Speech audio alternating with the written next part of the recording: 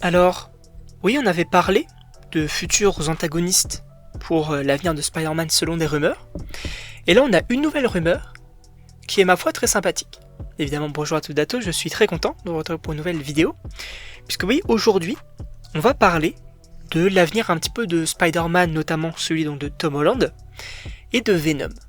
Puisque oui, c'est un sujet quand même assez intéressant, dans le sens où on avait eu du coup des différents teasings, notamment lors de No Way Home, avec Venom 2, bon finalement ça n'a mené à rien, ça a même été, entre gros guillemets, ridiculisé dans Venom 3, donc c'est un petit peu bizarre. Cependant, on a du coup une rumeur, notamment donc de Daniel RPK, qui nous dit que Marvel voudrait sa propre version du symbiote donc Venom dans le MCU. Et c'est très intéressant. Pourquoi ? Parce que selon moi ça veut clairement dire que peut-être qu'on aura le Venom de Tom Hardy dans Secret Wars, mais qu'après c'est terminé. Ce sera terminé. Et qu'on partirait sur de nouvelles bases avec un nouveau Venom. Et ça peut être ultra intéressant. Alors il y avait du coup des personnes qui parlaient qu'on puisse avoir Venom dans Spider-Man Brand New Day. Bon évidemment ça ne semblerait pas être le cas. En revanche, ce qui serait très intéressant, c'est que pour l'avenir de Spider-Man, après du coup le reboot, après donc Secret Wars, on puisse l'avoir.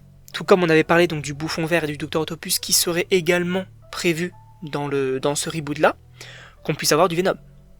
Parce que oui, il nous faut des vrais bons antagonistes pour le Spider-Man de Tom Holland, pour notamment son avenir.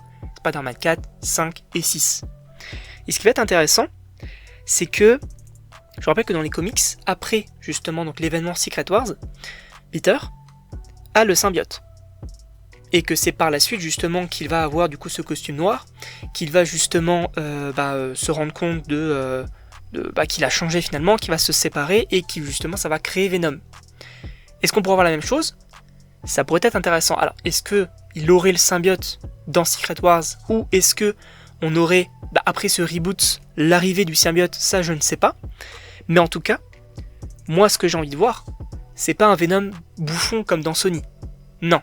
Moi, j'ai envie de voir un Venom qui, effectivement, soit violent et de la haine envers Spider-Man soit extrêmement puissant. Voilà. Ça, j'ai envie de voir.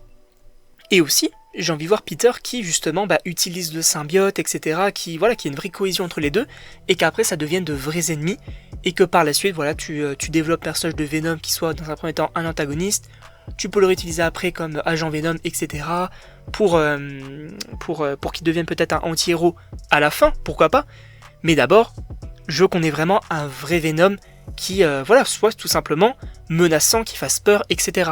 Ça, c'est ce que j'ai envie d'avoir. Et pour le coup, en live action, ça n'a jamais trop été le cas selon moi.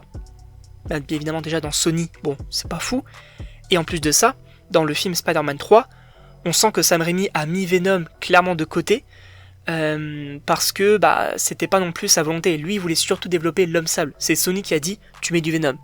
Donc en vrai, ça pourrait être assez intéressant. Donc n'hésitez pas à me donner vos avis dans les commentaires, si vous êtes chaud ou non pour un nouveau Venom. Moi personnellement, si on repart sur de bonnes bases pour le perso, franchement ça pourrait être ultra intéressant. Donc en réalité moi je dis à voir. Donc n'hésitez pas également à vous abonner et donc on se retrouve pour une prochaine vidéo.